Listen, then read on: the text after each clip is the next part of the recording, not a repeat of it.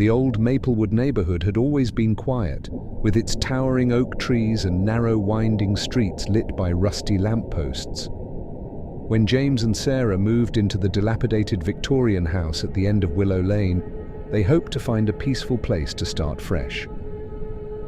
They didn't expect much social life here, so they were pleasantly surprised when, just days after moving in, an invitation arrived for a Halloween party at the home of their neighbors, the Belmonts. The invitation was handwritten in elegant script on thick parchment that seemed a little old. It read, "Welcome to the neighborhood. We would be thrilled if you could join us for a Halloween soiree on the 31st of October at the stroke of midnight." Midnight? Sarah chuckled. That's pretty late, even for Halloween, but it sounds fun. When the night of the party arrived, the couple dressed in costume and headed over to the Belmonts' house, which was even grander and darker than their own. The carved pumpkin lanterns outside flickered ominously, casting long shadows that danced across the cobblestone path. When they knocked, the door creaked open, and an elegant, pale woman with jet black hair and a velvet dress appeared, smiling warmly. "Welcome, James and Sarah," she greeted them. "We're so glad you could join us."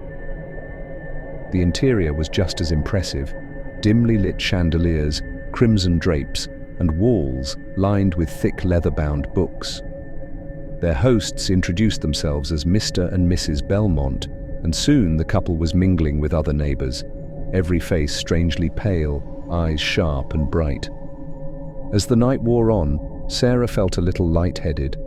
She brushed it off as just the wine until she noticed the goblets weren't filled with anything resembling her usual drink. When she whispered this to James, he smiled, thinking it was part of the Belmonts' Halloween flair. Just as the clock struck midnight, Mr. Belmont raised his glass.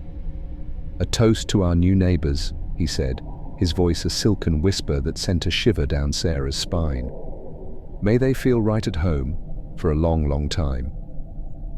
As James and Sarah took a sip, they suddenly felt a strange drowsiness. Their host's smiles grew a little wider, their teeth a bit sharper, and the room seemed to close in around them.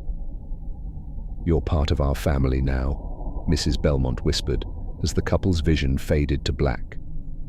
"Forever." From that night on, the old Victorian house was never dark again, and on Halloween, 2 new hosts welcomed new guests into Maplewood's eternal night.